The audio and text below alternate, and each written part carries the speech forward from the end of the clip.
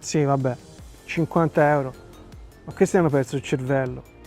50 euro? Anche no. Ce ne compro 5 di album con 50 euro da Vintage & Co. Ciao Johnny!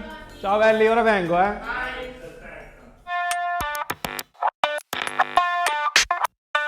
Il rialzo folle del prezzo di alcuni vinili sta costringendo tanti appassionati a tornare al CD, perché è ovvio che il 33 giri ha un fascino particolare, ma il CD ha dalla sua tanti altri vantaggi, primo fra tutti il risparmio, e quindi consente di arrivare a fine mese e di pagare pure le bollette. Ci sono anche tanti altri appassionati che, per non abbandonare il vinile, preferiscono orientarsi sul mercato dell'usato, come ho fatto io oggi. È cosa buona e giusta, perché un usato sicuro riesce a regalare sempre grandi soddisfazioni, ma occhio ai prezzi, perché online e soprattutto a fiere e mercatini la situazione sta un po' sfuggendo di mano. Ne parlo con Simone e Martina di Vintage & Co, negozio di Livorno che mi ha già ospitato in passato, e potete recuperare i video precedenti qui sotto in descrizione. Come nasce invece questo video? Da una chiacchierata al telefono in cui mi stavano raccontando le esperienze che alcuni loro clienti hanno avuto nella recente mostra del disco che si è tenuta proprio qui a Livorno.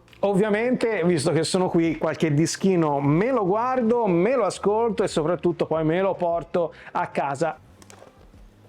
Questo interessante, ma non per ascoltare. Prima però la cosa più importante del video, la promozione, anzi le promozioni riservate alla community di Vinilicamente. Vado subito da Martina che le ha ideate. Quindi promozioni? Promozione del 10% su tutto ciò che può essere acquistato dal sito, quindi senza limiti di spesa. Vinile, gadget, elettronica, qualsiasi tutto, cosa. Esatto.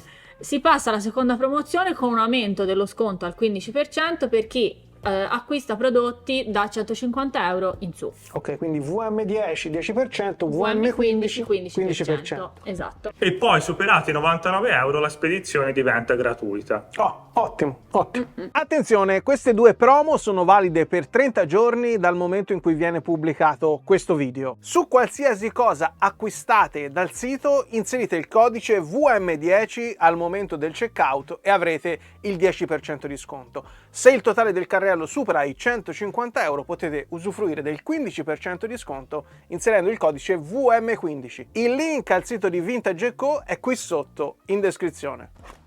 Status quo, Siuxi, Tenko, Tears for Fears. I Believe, lentone dei Tears for Fears, dietro c'è Sea Song, cover di Robert Wyatt, quindi questo si porta a casa. Vai. Dunque, Marco Masini, questo è il primo di Masini, 10 euro, poi... Mamma mia, Marco Masini, troppi ricordi, lo ascoltava mia sorella che mi contagiò facilmente perché io ero un bimbetto, poi mi ricordo andò anche a Sanremo con Disperato che è contenuto nel primo disco, e questo qui invece Malinconoia con Perché lo fai. Insomma, troppi ricordi. Gli garbava anche Ramazzotti, con Ramazzotti non c'è riuscita, però con Masini sì, soprattutto questi primi due dischi che prendo ovviamente per motivi affettivi, 10 euro l'uno, non so se li riascolterò, però li prendo comunque. Magari li regalerò a mia sorella che non ha un giradischi a casa sua, ma credo che anche lei li ricorderà con affetto. Riascoltandoli mentre preparavo questo video mi sono reso conto che già da bimbetto provavo molta simpatia per i Loser. Masini volevano venderlo così e ci riuscirono, tanto che a ruota arrivarono gli altri disperati. Disperati tra virgolette, ovviamente. Mi riferisco a Paolo Vallesi con La forza della vita, Alessandro Canino con Brutta, Aleandro Baldi con Passerà. Dietro a questa mandata di talenti toscani c'era sempre il genio di Giancarlo Bigazzi, o come autore o come talent scout. Tra l'altro Bigazzi, per chi non lo sapesse o non lo ricordasse, è stato uno dei componenti degli Squallor, quindi un mito assoluto della canzone italiana. Questo video nasce quindi da una nostra chiacchierata telefonica dove mi avete raccontato l'esperienza che alcuni vostri clienti vi hanno riferito riguardo alla recente mostra del disco qui di Livorno. Sì, la fiera del disco che c'è stata a Parco Levante, alcuni dei nostri clienti appunto ci hanno riferito che i prezzi stanno un po' sfuggendo di mano, sia per quanto riguarda i dischi nuovi e sugli usati, quindi diciamo un po' fuori controllo. Purtroppo ho raccolto le stesse impressioni sia da amici che da appassionati di Livorno che seguono il canale e mi avevano scritto che sarebbero stati presenti. Visto che per motivi di lavoro io non potevo esserci fisicamente, ho chiesto a tutti di inviarmi il loro feedback per scritto o tramite vocale. Prendo proprio alcuni secondi di un vocale che mi ha inviato Ale, vecchia conoscenza del canale, e che ringrazio per avermi dato il consenso a farvi ascoltare una parte del suo messaggio.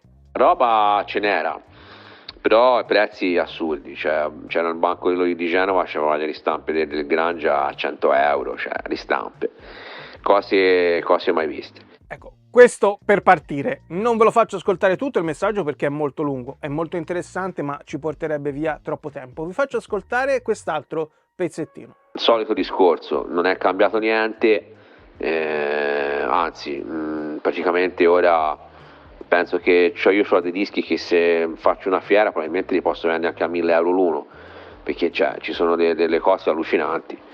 Ristampe, te l'ho detto, la ristampa degli Screaming Trees di Sweet Oblivion, ristampa del 2010 a 130 euro. Io ho la prima stampa del 92, a quanto la devo vendere? A 400. Mi sembra veramente che si stia andando, cioè sono diventati posti da ricchi, cioè fiere da ricchi, ma infatti ci compra poca gente, perché tanti ho visto fanno di molti giri. Ecco, più o meno tutti quelli che mi hanno mandato un messaggio hanno scritto o detto le stesse cose. Una ventina di stand in totale, prezzi generalmente fuori dalla grazia di Dio, qualche sporadica eccezione. Ecco perché per mettere un freno a questa follia dilagante del caro vinile non basta evitare le novità che superano una certa cifra e naturalmente ognuno di noi avrà una soglia oltre cui non si spingerà. Non basta questo, bisogna stare molto attenti anche all'usato perché ultimamente ci sono sempre più furbetti che se ne vogliono approfittare facendo leva sulla nostra smania del possesso. In questo senso Vintage & Co si distingue perché non solo è l'unica realtà in Toscana che ha il proprio core business nel vinile usato, ma è anche una realtà che da sempre ha dei prezzi congrui ai titoli in catalogo. Anche loro in passato hanno fatto mercatini e fiere, ma sempre adottando una politica dei prezzi sana. E utilizzo questo termine sana perché non l'hanno cambiata quando dopo anni di sacrifici le cose hanno iniziato a funzionare. Ve lo faccio raccontare direttamente da loro. Voi avete fatto in passato, se non sbaglio, anche fiere, mercatini? Bravo, siamo partiti nel 2016 a fare le fiere del disco in giro per l'Italia. Poi negli anni successivi abbiamo fatto i mercati antiquari, abbiamo partecipato a mercati antiquari dove andavamo a vendere dischi. E quanto può costare l'affitto di una piazzola in un mercatino? Allora, se parliamo di fiere del disco costa circa 100-120 euro al metro lineare, mentre se parliamo di mercati antiquari il discorso è molto più economico e si va sulle 40-50 euro al giorno. Mario Lavezzi, Bruno Lauzi, copertina che non si capisce da cosa è stata tratta, serie Hit Parade, 10 euro completo di booklet. Vediamo se c'è la canzone. Oh, eccola qui, Ritornerai. Questo qui va preso solo per questa canzone perché questa è la canzone che si sente nella Messa è finita di Nanni Moretti. Questa qui. Ti senti sola con la tua libertà ed è per questo che tu ritornerai. Se ti sta piacendo questo video lascia un like, ci vuole un attimo e mi aiuta a raggiungere altri amanti della musica come te. E poi fammi sapere nei commenti qui sotto qual è l'ultimo acquisto usato di cui vai più fiero e perché. Qui sotto nei commenti. La vostra esperienza in queste fiere, in questi mercatini, com'è stata? Positiva, negativa? Mista. Allora, soprattutto nelle fiere del disco ci sono stati, diciamo, delle concorrenze sleali, tra virgolette, nel senso che il 99% delle persone che espongono in questi mercati risultano hobbisti, poi in realtà non lo sono perché hanno veramente una quantità di roba elevata e anche a prezzi elevati. Quindi concorrenza sleale perché l'hobbista in quanto tale non è soggetto al regime fiscale a cui sono sottoposti i commercianti. Per farti capire, il lobbista non paga le tasse su quello che guadagna, a differenza nostra che lo paghiamo ovviamente in negozio, ma anche se andiamo a fare mercatini e fiere. Sì, ad esempio mi ricordo a Padova, alla fiera del disco, un venditore vendeva ad Gloriam delle orme a 2000 euro. Era uno di quegli hobbisti, diciamo. Sì, sì, sì, assolutamente. Appunto, uno di questi hobbisti, appunto, ci sono delle leggende secondo cui si sono poi comprati un appartamento con i ricavati dei mercati, delle fiere, quindi insomma non sono Non male. non male. Allora, colonne sonore, c'è subito questo che mi chiama una misprint di 2001 Odissea nello spazio, che qui invece è erroneamente titolato 2001 Odissea dello spazio. 30 euro, mi sembra messa molto molto bene. E 2001 Odissea nello spazio, ovviamente di Kubrick, uno dei primi registi a capire l'importanza della colonna sonora e degli effetti sonori nel cinema. Infatti, se penso a questo film mi viene subito in mente Sul bel Danubio blu di Strauss, oppure L'ansimare di Dave, uno dei protagonisti del film, interpretato da Keir Dullea, questo qua, oppure HAL 9000, il calcolatore HAL 9000. Poi, colonne sonore. A proposito di Kubrick, Arancia Meccanica, io ho una stampa tedesca di Clockwork Orange, quindi prendo anche questo, versione italiana. Scusa, ma te hai Lucio 48 e non mi mandi un messaggio per avvisarmi e soprattutto non me li metti da parte? Johnny, non ti leggo mica nel pensiero. Su questo hai ragione e infatti ci dobbiamo lavorare. Sono messi bene, ce l'ha portato un nostro amico qualche giorno fa. Comunque se vuoi controllare... Certo che controllo. E quindi?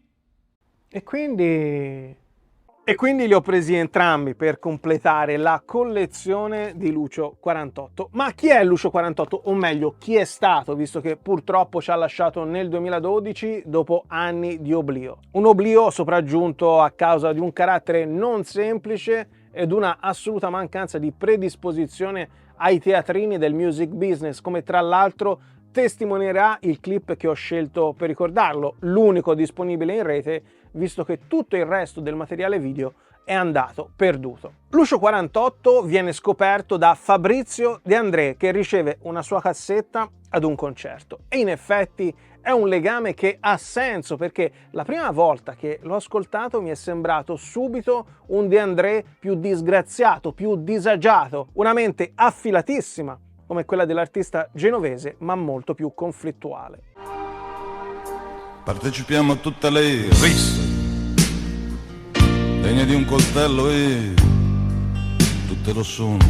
Il coltello che entra nella bocca e lavora, o nella pancia.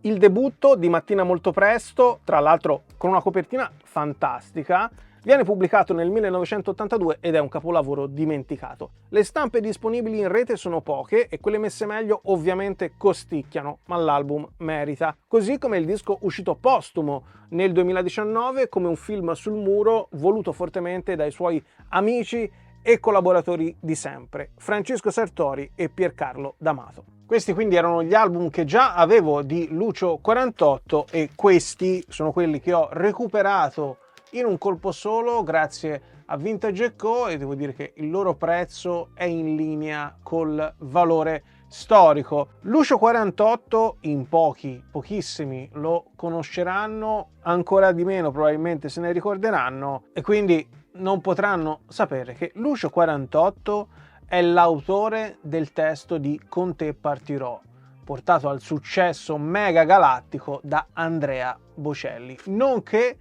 scopritore di una giovanissima Elisa. L'ultima nuvola sui cieli d'Italia è l'ultimo album che esce in vita di Lucio 48. Viene pubblicato nel 1990 dalla Sugar di Caterina Caselli, che prova disperatamente a promuoverlo portandolo ed esibendosi con lui al concerto del 1° maggio. non rendendosi però conto che alcuni artisti non sono adatti a certe vetrine, nascono tondi e non possono morire quadrati. Su quel palco Lucio 48 è semplicemente e disperatamente se stesso, con le mani in tasca, a disagio, cantando malamente una strofa e lasciando esibire di fatto la sola Caselli. Ciao Lucio. E se questa fosse l'ultima notte e notte su Roma, notte da passare con te a questo della mia vita.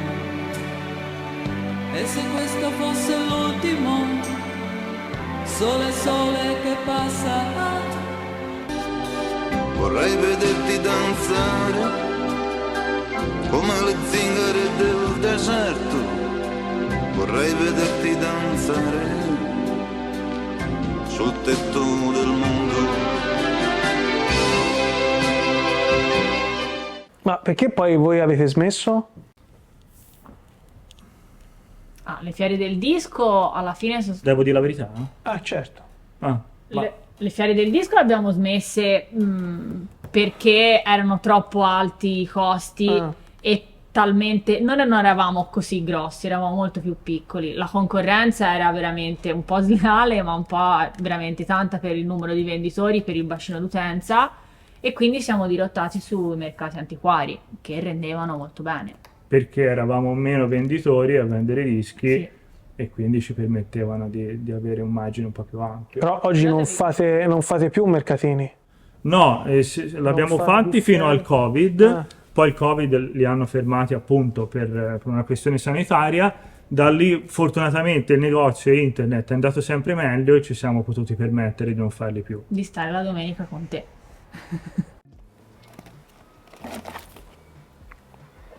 Bomba questo. E qui che ci abbiamo De André con la cover di Suzanne di Leonard Cohen. Lato B cosa ci abbiamo? Sempre di Cohen, Giovanna d'Arco. Steve Morse Band. Link Ray, Bomba live at the Paradiso, 25 euro. Paradiso Club di Amsterdam, dove ci hanno registrato anche in Nirvana, un famoso bootleg che poi è diventato uno degli extra della recente ristampa di Nevermind. Tra l'altro vinile bianco, bomba, ci piace.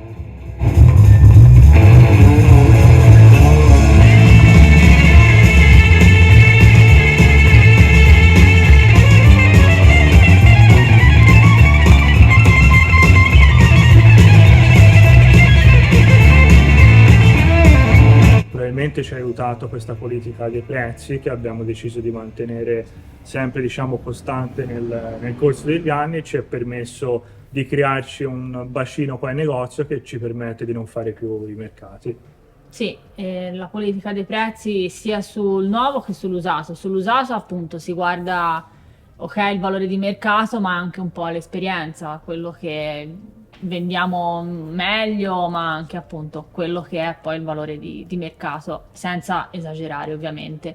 Sul nuovo invece la politica è quello di non acquistare vinili, dischi che all'acquisto hanno dei prezzi folli, tipo l'ultimo dei Depeche Mode veniva a noi 34 euro più IVA più la spedizione, quindi al cliente andava sulle 50 euro, quindi abbiamo preferito non farne di niente, ma ce ne sarebbero tanti esempi. Anche Metallica sono Metallica, costosi, sì, sono... e tanti altri. Sì.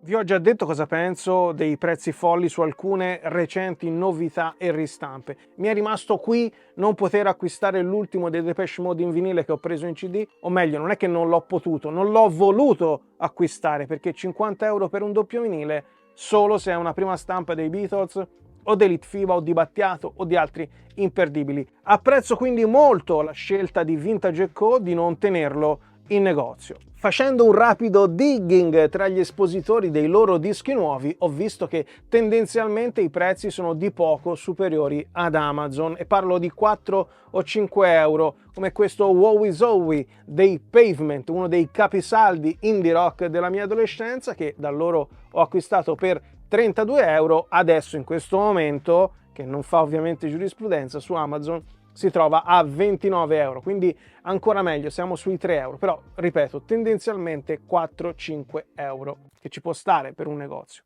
Voglio ribadire un concetto che secondo me è fondamentale in questo aspetto, ossia se acquistiamo a questi prezzi il nuovo, e mi riferisco ai 50 euro dei Depeche Mode, ma anche se acquistiamo l'usato degli ultimi 5-6 anni, quello delle fiere inavvicinabili, con titoli normalissimi venduti a peso d'oro, beh, se facciamo così stiamo alimentando un mercato tossico. Se vogliamo che qualcosa cambi, dobbiamo aspettare che il prezzo scenda, perché inevitabilmente, se nessuno acquista, prima o poi il prezzo scenderà.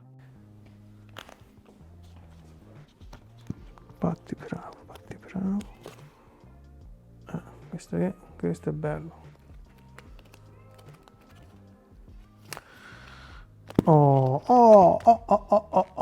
Icaro, prima stampa 20 euro. Icaro che è del, se non sbaglio, no, qui non c'è scritto, mi sembra del 1981, primo disco di Renato Zero dal vivo, un artista che volenti o nolenti comunque è nell'immaginario collettivo del nostro paese. Credo che comunque nella prima decade, sicuramente tutti gli anni 70, abbia prodotto più di un bel disco. Questo è appunto il resoconto della prima parte della sua carriera. Grande animale da palcoscenico, quindi prima stampa 20 euro, un'occhiata ai vinili, messo molto bene, quindi via, prendo anche questo. Phantom of the Paradise, Cocktail, questo io me lo ricordo, questo film. Giù la testa, film di Sergio Leone, musiche composte e dirette dal maestro Ennio Morricone. Non c'è bisogno di dire altro, vero? Sicuramente vi ricorderete del film e della colonna sonora per questo tema.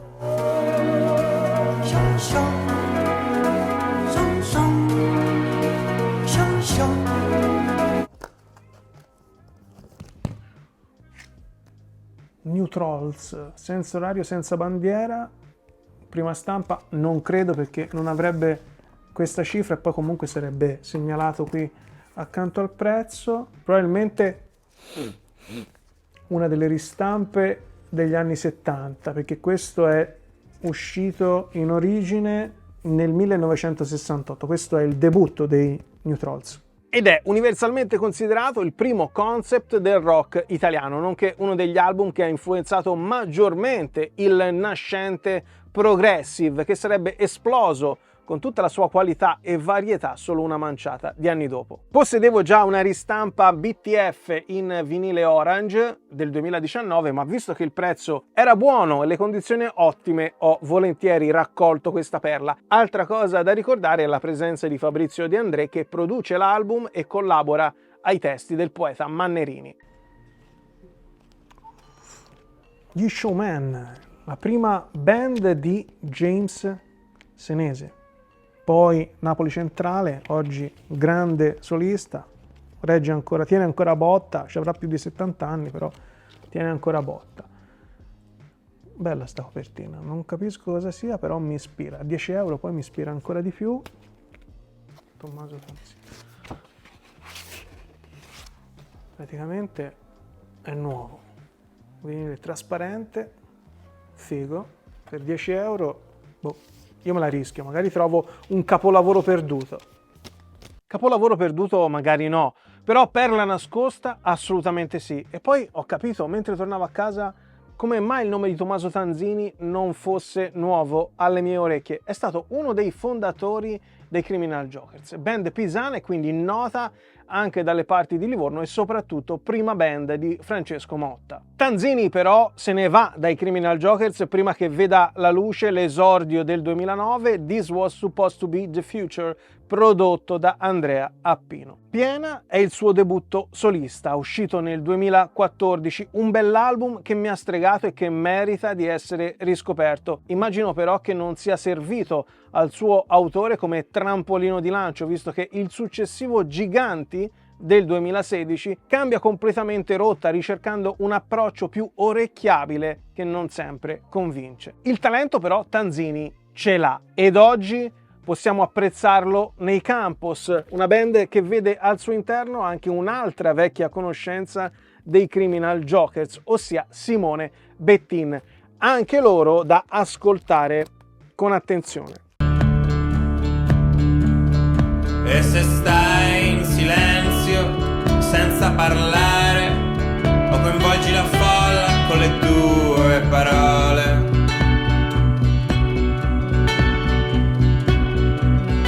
non importa, arriverà l'ora anche per te di scoprire che un momento vincente, come inizia, deve finire. Ed ecco invece quelli che non avete visto durante il video. 2 parole al volo. Get Back, Don't Let Me Down, 45 giri dei Beatles, 10 euro. Questo non lo suonerò mai, l'ho preso solo per averlo. E poi, sempre colonne sonore, un altro film incredibile, stavolta di Francis Ford Coppola, Apocalypse Now. Questo è Marlon Brando, Suzy Q dei grandi Creedence Clearwater Revival, uno dei miei gruppi del cuore. The Voice of Jazz, una raccoltona di Billie Holiday, 15 euro, sempre 15 euro, prima stampa per jazz di Loredana Bertè. Questo è il disco di Il mare d'inverno, una fantastica canzone scritta da Enrico Ruggeri. Anche qui raccolta dedicata però a Big Bill Broonzy, uno dei maestri del blues, nel suo repertorio tra il 1935 e il 1939, una raccolta, stavolta si torna sul jazz, dedicata a McCoy Tyner. E poi, fantastico questo, Concert The Cure Live, prima stampa UK, disco VG, perché comunque è un disco che oggi vale abbastanza, andrebbe preso solo per A Forest, però tutto il disco, tutto il live è splendido. Thin White Rope per gli amanti del rock desertico, prima stampa UK, 15 euro. Probabilmente il loro capolavoro, disco dell'88, questo se non sbaglio è il loro terzo album, se non è il loro capolavoro è il mio preferito. E poi questo è un gentile omaggio di Simone e Martina alla mia compagna che era innamorata di questa copertina di Marcellino Pane e Vino, completo di booklet. Insomma, avete visto tanta bella roba, Simone e Martina mi hanno fatto un bello sconto, mi hanno trattato veramente bene e quindi devo ringraziarli perché grazie a loro ho potuto realizzare questo video. Per quanto riguarda il recupero dei vinili che avete in negozio, come fate? Li comprate alle fiere, ai mercatini, andate? Come succede? No, non succede niente di tutto questo, ormai neanche più in rete, cosa che facevamo un po' all'inizio dell'attività. Ora la stragrande maggioranza delle persone legge il cartello fuori dove c'è scritto appunto che compriamo dischi e ce li porta qua in negozio. Noi ci prendiamo qualche giorno per valutarli, dopodiché li paghiamo. Ovviamente se la persona è d'accordo. In caso di grandi collezioni, 2000-3000 pezzi, vi spostate voi, andate a valutare, come funziona? Così, andiamo noi direttamente sul posto, andiamo io e Martina, stiamo lì qualche ora per valutare la collezione, dopodiché come facciamo un negozio, facciamo la nostra offerta e se la persona è d'accordo paghiamo subito. Di recente c'è successo di andare in provincia di Firenze ad acquistare una grande collezione di dischi jazz, 1500 dischi, ovviamente siamo andati noi sul posto. Prima di salutarvi voglio ricordare le 2 promozioni riservate alla community di Vinilicamente che dureranno 30 giorni a partire dalla data di pubblicazione di questo video. Quindi se siete in zona fate un salto in negozio da Vintage & Co a Livorno e salutate Simone e Martina da parte mia, oppure se siete fuori mano andate sul loro sito che trovate linkato in descrizione perché c'è tanta roba interessante e io non ho potuto portarla via tutta per ovvi motivi. Però mi viene da pensare e credo che siate d'accordo. Per quanto un negozio sia fornito, la differenza la fa sempre chi c'è dietro al bancone. Vado in giro per negozi di dischi in Toscana da quando ero uno sbarbatello e dovevo spostarmi in treno. Ne ho visitati tanti, alcuni li ho anche vissuti, non solo come cliente. Da Vintage & Co ho ritrovato quell'atmosfera amichevole che si respirava da rock e folk, un altro negozio storico di Livorno, purtroppo chiuso da anni. Oltre a questo, Simone e Martina stanno portando avanti un approccio ammirevole. Spero che continuino sempre così anche quando questo canale non esisterà più, perché stanno facendo del bene a tutta la comunità di appassionati. A presto e buoni ascolti. Vai, Tanzini.